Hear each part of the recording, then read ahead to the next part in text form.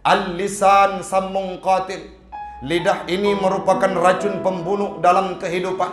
Berapa banyak orang-orang di antara kita yang karena lidahnya tidak mampu dijaga, mereka terjebak dalam pertikaian, sehingga salah satu di antara mereka harus menghembuskan nafas terakhir. Maka sesuai dan ada korelasi sebagaimana yang disampaikan oleh Nabi, al-lisan sammun qatil. Dengan lidah ini akan memicu terjadinya perselisihan. Dengan lidah ini akan memicu terjadinya permusuhan. Dengan lidah ini akan memicu terjadinya hal-hal yang tidak diindahkan. Maka wajar Rasul berpesan, al-lisan sammun qatil.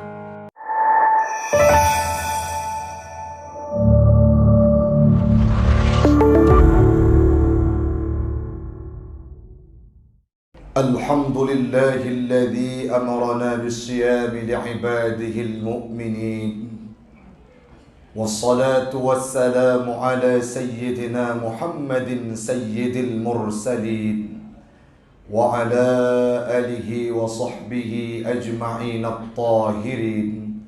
أما بعد، فقال الله تعالى في القرآن الكريم: أعوذ بالله من الشيطان الرجيم، بسم الله الرحمن الرحيم. يا أيها الذين آمنوا كتب عليكم الصيام كما كتب على الذين من قبلكم لعلكم تتقون.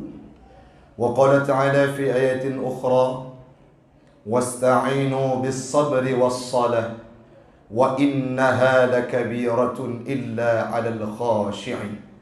صدق الله العظيم وصدق النبي رسوله الكريم ونحن على ذلك من الشاهدين والشاكرين. إلهي أنت مقصودي ورضاك مطلوبي، أعطني محبتك ومعرفتك. Jamaah sedang solat tarawih dan Isya, sekeyakinan seakidah yang kami muliakan. Marilah kita memuja dan memuji Allah empunya alam semesta, Allah yang telah memberikan kita kesempatan untuk bisa duduk dan iktikaf di dalam Masjid Al-Mabrur malam ini. Berapa banyak kawan-kawan kita, berapa banyak tetangga saudara kita yang mereka melantunkan doa balighna ila syahri Ramadan, sampaikan kami ya Rabb dalam bulan suci Ramadan, tetapi mereka berjumpa dengan malaikat Israel sebelum Ramadan itu datang. Salawat dan salam keharibaan baginda Rasulullah sallallahu alaihi wasallam, seorang nabi yang mempraktikkan ibadahnya dalam bulan suci Ramadan, berbanding terbalik dengan kita mayoritas umat Islam, khususnya yang berada di Aceh bahkan di kota Luxmawe. Nabi itu beribadah kala menjelang akhir-akhir Ramadan. Beliau tidak pernah mengorbankan waktu sedikit pun, menyisihkan waktu sedikit pun, kecuali untuk berta'abud, berzikir, bermunajah, beribadah kepada Allah. Beliau beribadah di akhir Ramadan itu tak ubahnya seperti orang yang tidak pernah tidur, tidak mengenal ruang dan waktu. Beda kasus dengan kita hamba Allah yang hadir ke masjid paling kuat sampai malam ke-10. Setelahnya disibukkan dengan aktivitas duniawiyah. Semoga semuanya kita yang berada di bawah Masjid Al-Mabrur ini akan mempraktikkan sebagaimana yang dilaksanakan oleh Nabi. Selawat dan salam kepada al dan sahabat beliau sekalian, alim ulama mutaqaddimin dan mutaakhirin yang muktabar kedua-duanya.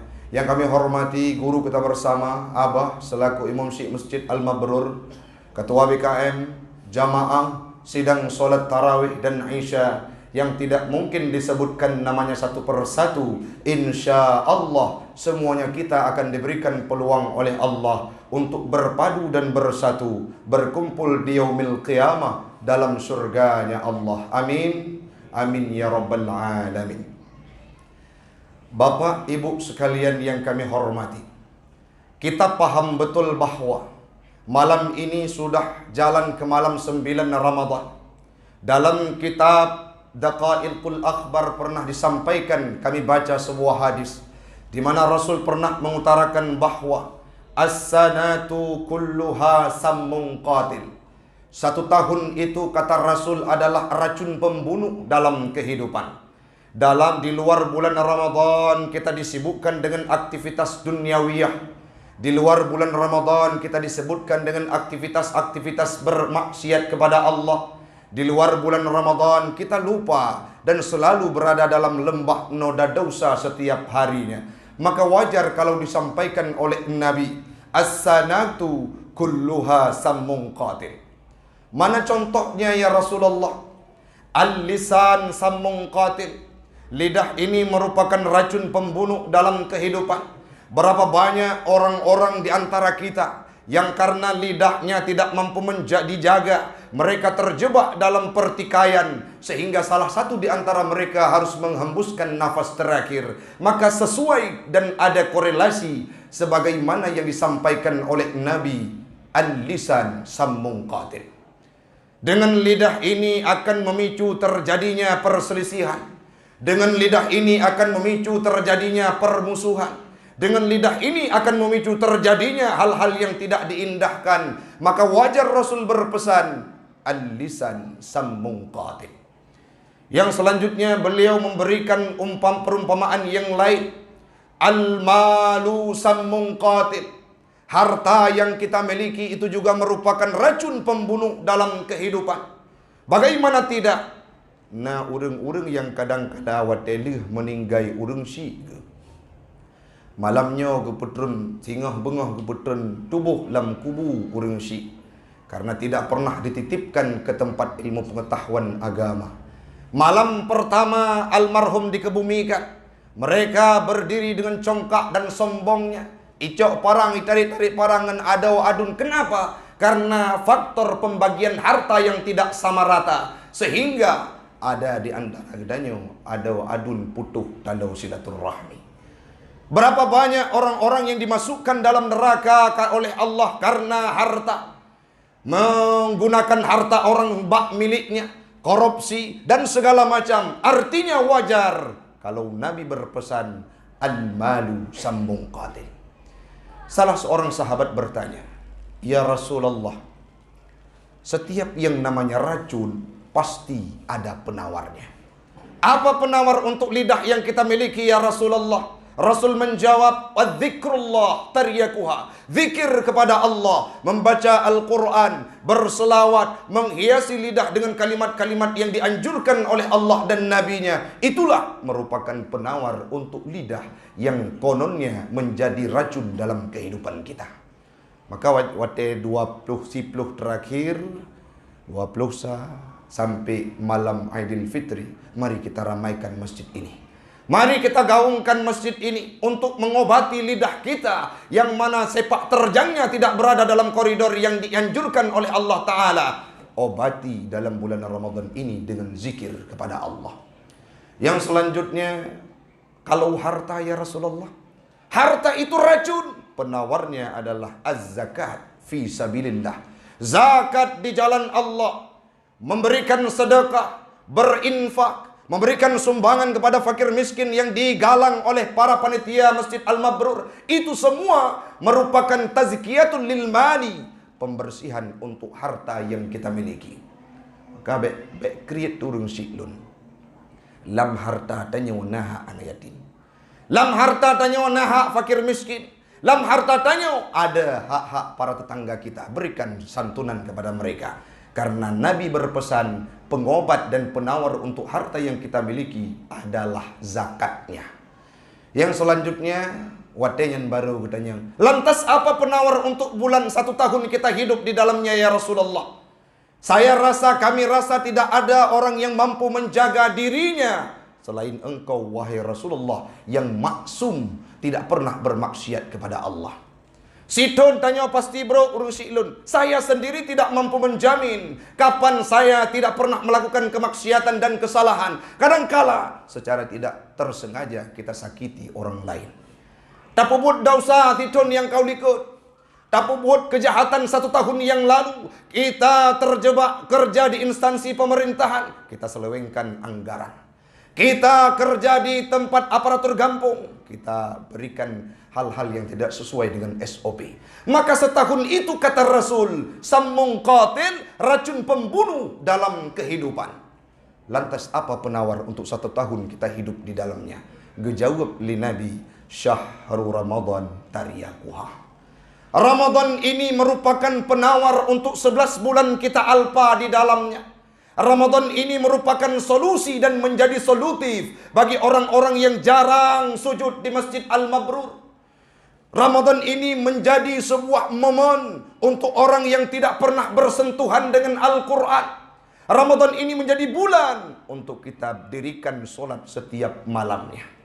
Seolah-olah kalau kita punya iman hamba Allah, Ramadan akan berdiri di sudut kehidupan kita dan berkata, wahai pemuda-pemuda yang dulunya engkau jarang ke masjid, mari dalam Ramadan ini kita tingkatkan kualitas ibadah. Untuk sujud tidak pernah pindah dari sajadah. Wahai pemuda-pemuda yang dulunya tidak pernah mengucapkan kalimat Al-Quran, maka mari dalam Ramadan ini kita gunakan suara kita untuk membaca Al-Quran.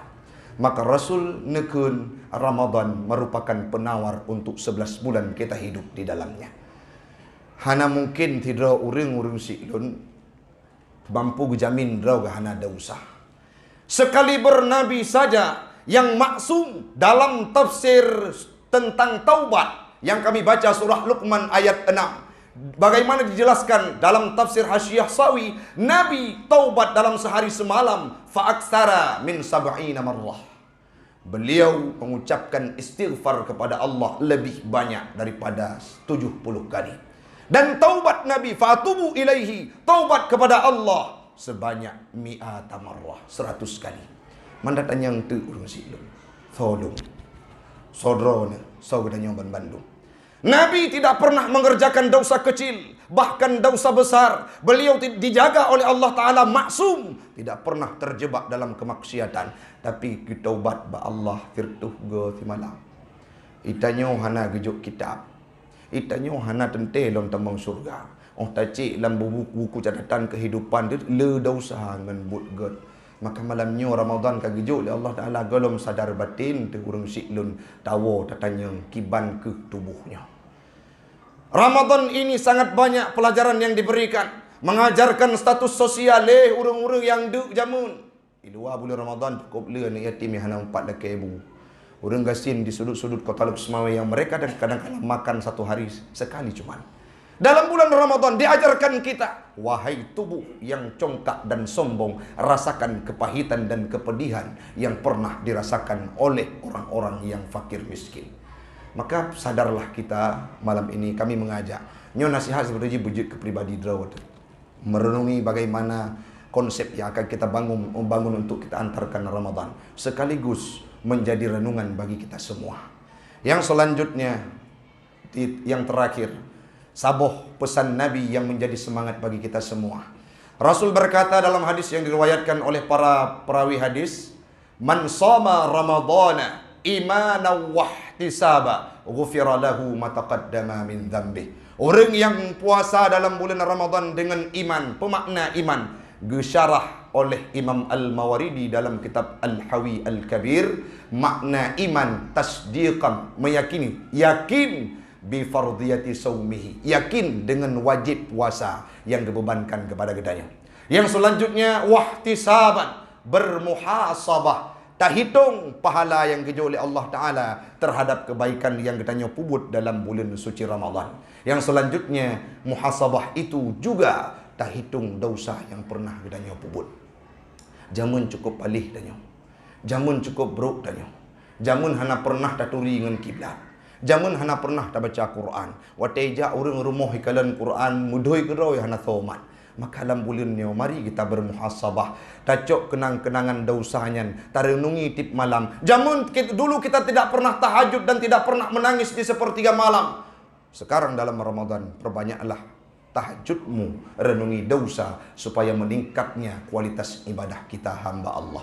Mudah-mudahan bermanfaat bagi urang Siklun Ban Bandung.